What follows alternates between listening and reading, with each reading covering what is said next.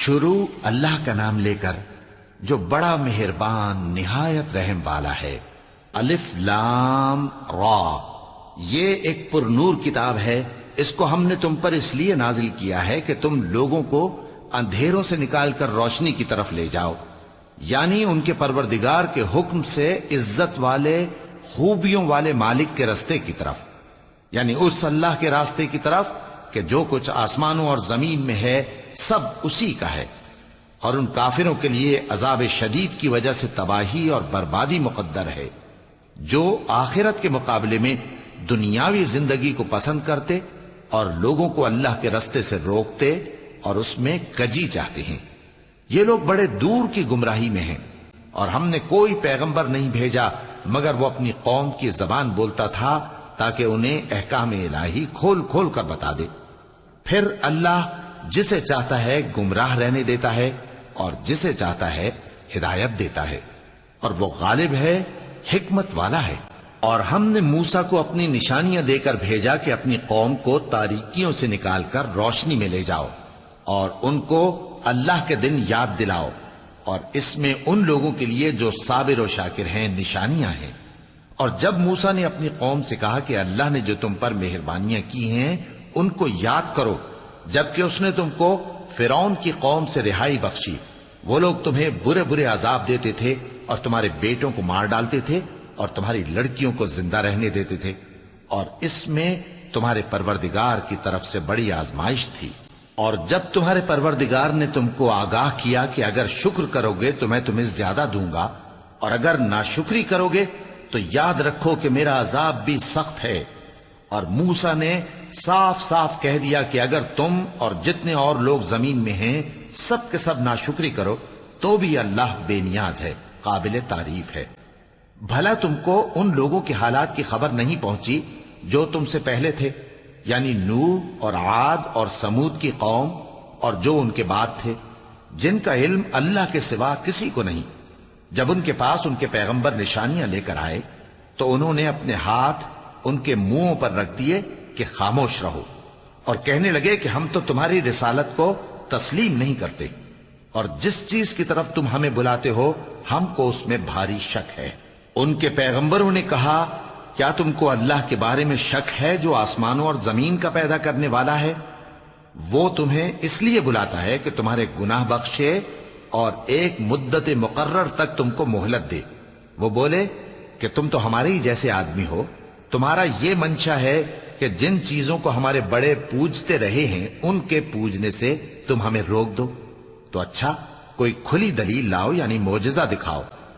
پیغمبروں نے ان سے کہا کہ ہاں ہم تمہارے ہی جیسے آدمی ہیں، لیکن اللہ اپنے بندوں میں سے جس پر چاہتا ہے نبوت کا احسان کرتا ہے، اور ہمارے اختیار کی بات نہیں کہ ہم اللہ کے حکم کے بغیر تم کو تمہاری فرمائش کے مطابق معجزہ دکھائیں، اور اللہ ہی پر مومنوں کو تو بھروسہ رکھنا چاہیے۔ اور ہم کیوں اللہ پر بھروسہ نہ رکھیں حالانکہ اس نے ہم کو ہمارے دین کے سیدھے رستے بتائے ہیں، اور جو تکلیفیں تم ہم کو دیتے ہو اس پر ہم صبر کریں گے، اور اہل توکل کو تو اللہ ہی پر بھروسہ رکھنا چاہیے۔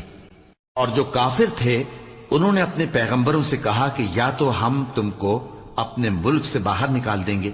یا تم ہمارے مذہب میں واپس آ جاؤ۔ پس ان کے پروردگار نے ان کی طرف وحی بھیجی کہ ہم ظالموں کو ہلاک کر دیں گے اور ان کے بعد تم کو اس زمین میں آباد کر دیں گے۔ یہ اس شخص کے لیے ہے جو قیامت کے روز میرے سامنے کھڑے ہونے سے ڈرے اور میرے عذاب سے خوف کرے۔ اور پیغمبروں نے اللہ سے فتح چاہی اور ہر سرکش ضدی نامراد رہ گیا۔ اس کے پیچھے دوزخ ہے اور اسے پیپ والا پانی پلایا جائے گا، وہ اس کو گھونٹ گھونٹ کر کے پیے گا اور گلے سے نہیں اتار سکے گا، اور ہر طرف سے اسے موت آ رہی ہوگی مگر وہ مرنے میں نہیں آئے گا، اور اس کے بعد سخت عذاب ہوگا۔ جن لوگوں نے اپنے پروردگار سے کفر کیا ان کے اعمال کی مثال راکھ کی سی ہے کہ آندھی کے دن اس پر زور کی ہوا چلے جو اسے اڑا لے جائے۔ اسی طرح جو کام وہ کرتے رہے ان پر ان کو کچھ قابو نہ ہوگا۔ یہی تو پرلے سرے کی گمراہی ہے۔ کیا تم نے نہیں دیکھا کہ اللہ نے آسمانوں اور زمین کو تدبیر سے پیدا کیا ہے؟ اگر وہ چاہے تو تم کو نابود کر دے اور تمہاری جگہ نئی مخلوق پیدا کر دے، اور یہ اللہ کو کچھ بھی مشکل نہیں۔ اور قیامت کے دن سب لوگ اللہ کے سامنے کھڑے ہوں گے تو غریب پیروکار بڑے بن بیٹھنے والوں سے کہیں گے کہ ہم تو تمہارے پیرو تھے، کیا تم اللہ کا کچھ عذاب ہم پر سے دفع کر سکتے ہو؟ وہ کہیں گے کہ اگر اللہ ہم کو ہدایت کرتا تو ہم تم کو ہدایت کرتے۔ اب ہم گھبراہٹ ظاہر کریں یا صبر کریں، ہمارے حق میں برابر ہے، کوئی جگہ رہائی کی ہمارے لیے نہیں ہے۔ اور جب حساب کتاب کا کام فیصل ہو چکے گا تو شیطان کہے گا جو وعدہ اللہ نے تم سے کیا تھا وہ تو سچا تھا، اور جو وعدہ میں نے تم سے کیا تھا وہ جھوٹا تھا، اور میرا تم پر کسی طرح کا زور نہیں تھا۔ ہاں، میں نے تم کو گمراہی اور باطل کی طرف بلایا تو تم نے جلدی سے اور بے دلیل میرا کہنا مان لیا، تو آج مجھے ملامت نہ کرو، اپنے آپ ہی کو ملامت کرو۔ نہ میں تمہاری فریاد رسی کر سکتا ہوں اور نہ تم میری فریاد رسی کر سکتے ہو۔ میں اس بات سے انکار کرتا ہوں کہ تم پہلے مجھے شریک بناتے تھے۔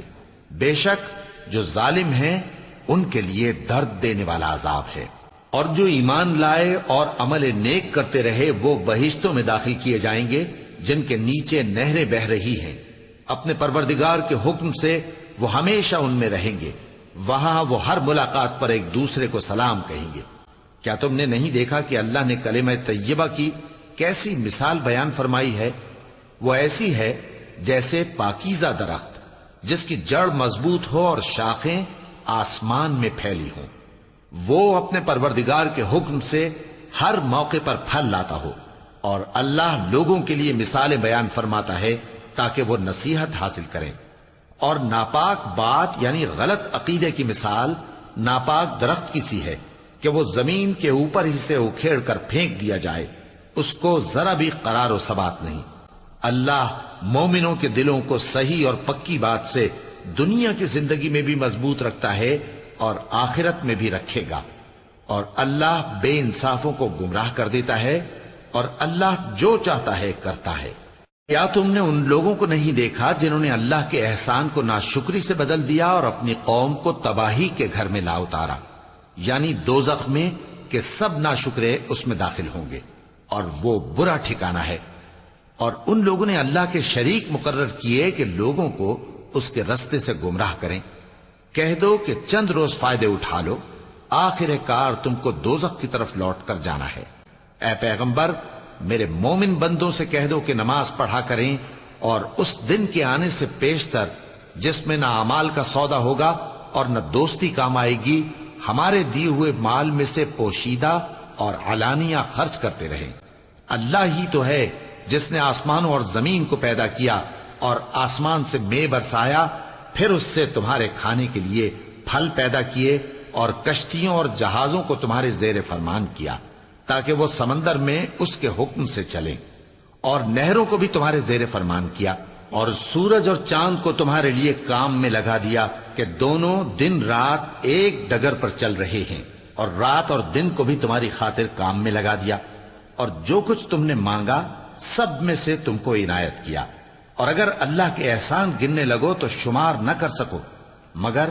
لوگ نعمتوں کا شکر نہیں کرتے۔ کچھ شک نہیں کہ انسان بڑا بے انصاف ہے، ناشکرا ہے۔ اور جب ابراہیم نے دعا کی کہ اے میرے پروردگار، اس شہر کو لوگوں کے لیے امن کی جگہ بنا دے، اور مجھے اور میری اولاد کو اس بات سے کہ بتوں کی پرستش کرنے لگیں بچائے رکھیو۔ اے پروردگار، انہوں نے بہت سے لوگوں کو گمراہ کیا ہے، سو جس شخص نے میرا کہا مانا وہ میرا ہے، اور جس نے میری نافرمانی کی تو تو بخشنے والا ہے، مہربان ہے۔ اے پروردگار، میں نے اپنی اولاد ایک وادی میں جہاں کھیتی نہیں، تیرے عزت و ادب والے گھر کے پاس لا بسائی ہے۔ اے پروردگار، تاکہ یہ نماز پڑھیں، سو تو لوگوں کے دلوں کو ایسا کر دے کہ ان کی طرف جھکے رہیں، اور ان کو میووں سے روزی دیتے رہنا تاکہ تیرا شکر کریں۔ اے پروردگار، جو بات ہم چھپاتے اور جو ظاہر کرتے ہیں تو سب جانتا ہے، اور اللہ سے کوئی چیز مخفی نہیں، نہ زمین میں نہ آسمان میں۔ اللہ کا شکر ہے جس نے مجھ کو بڑی عمر میں اسماعیل اور اسحاق بخشے، بے شک میرا پروردگار دعا سننے والا ہے۔ اے پروردگار، مجھ کو ایسی توفیق عنایت کر کہ نماز پڑھتا رہوں، اور میری اولاد کو بھی یہ توفیق بخش۔ اے پروردگار میری دعا قبول فرما، اے پروردگار حساب کتاب کے دن میری اور میرے ماں باپ کی اور مومنوں کی مغفرت کیجو۔ اور مومنوں یہ نہ سمجھنا کہ یہ ظالم جو کام کر رہے ہیں اللہ ان سے بے خبر ہے،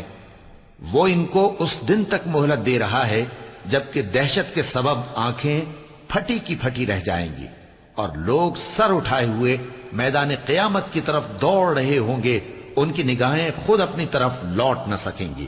اور ان کے دل مارے خوف کے ہوا ہو رہے ہوں گے۔ اور لوگوں کو اس دن سے آگاہ کر دو جب ان پر عذاب آ جائے گا، تب ظالم لوگ کہیں گے کہ اے ہمارے پروردگار ہمیں تھوڑی سی مہلت عطا کر تاکہ ہم تیری دعوت توحید قبول کریں اور تیرے پیغمبروں کے پیچھے چلیں۔ تو جواب ملے گا کیا تم پہلے قسمیں نہیں کھایا کرتے تھے کہ تم کو اس حال سے جس میں تم ہو زوال نہیں ہوگا؟ اور جو لوگ اپنے آپ پر ظلم کرتے تھے تم ان کے مکانوں میں رہتے تھے اور تم پر ظاہر ہو چکا تھا کہ ہم نے ان لوگوں کے ساتھ کس طرح کا معاملہ کیا تھا، اور تمہارے سمجھانے کے لیے مثالیں بیان کر دی تھیں۔ اور انہوں نے بڑی بڑی تدبیریں کی اور ان کی سب تدبیریں اللہ کے ہاں لکھی ہوئی ہیں، گو وہ تدبیریں ایسی غضب کی تھیں کہ ان سے پہاڑ بھی ٹل جائیں۔ تو ایسا خیال نہ کرنا کہ اللہ نے جو اپنے پیغمبروں سے وعدہ کیا ہے وہ اس کے خلاف کرے گا، بے شک اللہ زبردست ہے، بدلہ لینے والا ہے۔ جس دن یہ زمین دوسری ہی زمین بنا دی جائے گی اور آسمان بھی بدل دیے جائیں گے اور سب لوگ اللہ کے سامنے نکل کھڑے ہوں گے، جو یکتا ہے بڑا زبردست ہے۔ اور اس دن تم گناہگاروں کو دیکھو گے کہ زنجیروں میں جکڑے ہوئے ہیں، ان کے کرتے تارکول کے ہوں گے اور ان کے چہروں کو آگ لپٹ رہی ہوگی، یہ اس لیے کہ اللہ ہر شخص کو اس کے اعمال کا بدلہ دے۔ بے شک اللہ جلد حساب لینے والا ہے۔ یہ قرآن لوگوں کے نام اللہ کا پیغام ہے تاکہ ان کو اس سے ڈرایا جائے اور تاکہ وہ جان لیں کہ وہی اکیلا معبود ہے اور تاکہ اہل عقل نصیحت حاصل کریں۔